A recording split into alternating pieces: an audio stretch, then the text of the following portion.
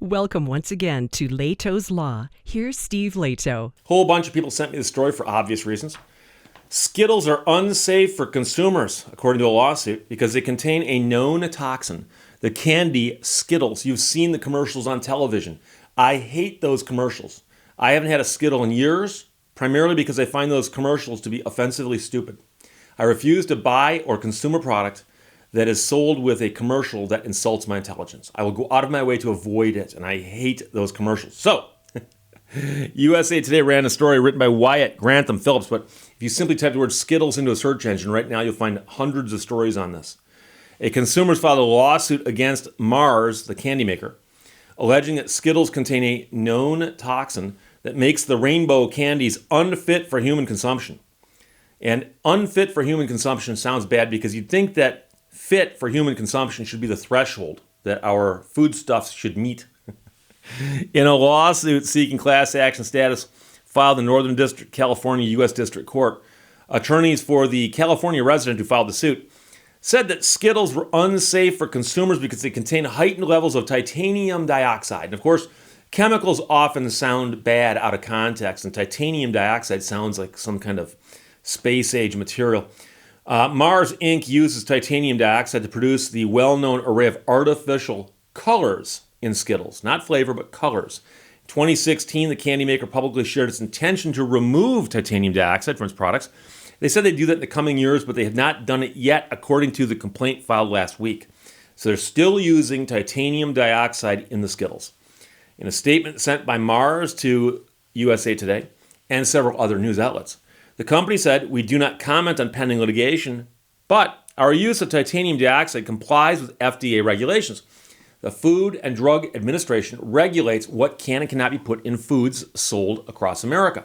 So, if they comply with those regulations, it becomes a very, very difficult argument to make that there's something wrong with the food because it complies with federal regulations. So that's going to be one of the big fights here. According to the FDA's Code of Federal Regulations, the color additive titanium dioxide may be safely used for coloring foods generally, but there are some limits, such as the quantity of the titanium dioxide cannot exceed 1% of the weight of the food. While the regulated use of titanium dioxide in food products is still legal in the U.S., it's been banned in some other countries, including throughout Europe. In May of 2021, the European Food Safety Authority announced that titanium dioxide can no longer be considered safe as a food additive, noting the importance of genotoxicity concerns, for example. Now, a rep for USA Today reached out to Mars for additional comment over the weekend. Now, genotoxicity is the ability of chemicals to damage genetic information such as DNA. After ingestion, the absorption of titanium dioxide particles is low. However, they can accumulate in the body, says the chair of EFSA's expert panel on food additives and flavorings in a statement at the time. And the EFSA, of course, is the European Food Safety Authority. In the recent lawsuit filed, the attorney for the plaintiff argues that in addition to the continued use of titanium dioxide in its products like Skittles, Mars was not adequately warning consumers of these health risks. And there's another question. If the law doesn't require a particular kind of warning, do they have to put the warning there? Based on defendants' omissions, a reasonable consumer would expect that the product can be safely purchased and consumed as marketed and sold according to the complaint. However, the products are not safe and pose a significant health risk to unsuspecting consumers. Yet neither before nor at the time of purchase does defendant notify consumers, like the plaintiff in this case, that the products are unsafe to consumers, contain heightened levels of titanium dioxide, and should otherwise be approached with caution. So the question is, are these products unsafe, referring to the Skittles? And if so, is it because of heightened levels of titanium dioxide? And again, remember that Mars says we follow the federal guidelines, and the federal guidelines are there for a reason. So the recent complaint also pointed out that several Mars competitors do not use titanium dioxide to color their products, such as Sour Patch Kids and Nerds. In addition, the attorney for the plaintiffs here noted that Mars has other confectionery products, such as M&Ms, that do not rely on titanium dioxide. And that, of course, is the question. Are the colors that different in Skittles compared to M&Ms? I believe they are brighter and there's a broader array of colors. I could be wrong. Like I said, been a long time since I've had Skittles. The plaintiff here seeks damage to be determined at trial for fraud and multiple violations of California consumer protection laws.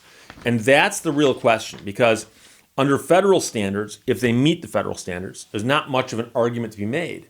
The question is there something about California law that is stricter than the federal standards? If so, can that become the basis of this lawsuit? So they're going to be fighting over the issue, and I'm sure that's their defense, that the company's going to say, well, we comply with federal guidelines, and federal guidelines say this is okay. And just because these things might be going away in other countries, well, we don't have to follow their rules. Now, I would be curious to know if Skittles are sold in Europe. And if they are sold in Europe, are they made differently for the European market? Or are Europeans so offended by the ads for Skittles that they don't buy them over there? The Skittles ads are so bad. There's a couple of them in particular that are so atrocious. And now I know you're going to say, Steve, you're talking about them. You remember the ads must be good. That is not always true. There are some ads that are atrociously bad that actually make people recoil. And there is the one Skittles ad, I don't know if they still run it or not, but I know I've seen it fairly recently, where there's two teenagers, apparently like beneath the bleachers someplace, and there's some tension in the air because one's a boy and one's a girl. And they're picking the Skittles off each other's skin like they're scabs. And I'm looking at this going, everything about this is wrong. Everything about this is wrong. And yet, you have to understand, these ads don't happen accidentally. There's an advertising agency someplace, and they have these sessions where they sit down in a room and kick ideas around. Somebody pitched that and said, let's have teenagers picking the Skittles off each other's skin like they're scabs and eating them. And someone else said, that's brilliant. Let's go with that. And then they pitched it to Mars, and Mars said, yes, let's go with that. And then they bought multi-million-dollar advertising runs on national TV and showed them to people like me going, what? Now, I know what you're going to say. You say, Steve, you're not their target demographic. They don't care if old guys on YouTube are eating Skittles. They're trying to appeal to the 10 and 12-year-old kids who might do it. Do 10 and 12-year-olds imagine picking stuff off of each other's faces and ingesting it? I find that hard to believe, but they grossed me out. So I just thought Skittles were just not something I care for. I'm more into the chocolate family group of candy as opposed to the sugar group. Okay, I'm more of a chocolate person. Okay, but whether or not Skittles are unsafe for consumers, that's a much bigger hurdle to get over. And I did not see any allegations anywhere in any of the stories I read that explained why this is a violation of consumer protection laws in California, other than the labeling. And the argument was that they need to label the dangers of titanium dioxide, even though federal law says you can use it, and as long as you use it below this threshold, you're good. And so their argument, of course, is going to be, why do we need to label something as unsafe when the feds say it's safe? So this will probably come down to a motion for summary judgment, where that argument's going to be fleshed out, and a federal judge is either going to say yay or nay, because obviously, if this gets over that hurdle, then certifying it as a class is obvious, because this person here can't be the only person who bought Skittles in California in the last couple of years. And it depends what the statute of limitations is on a claim like this, but it might reach back a few years.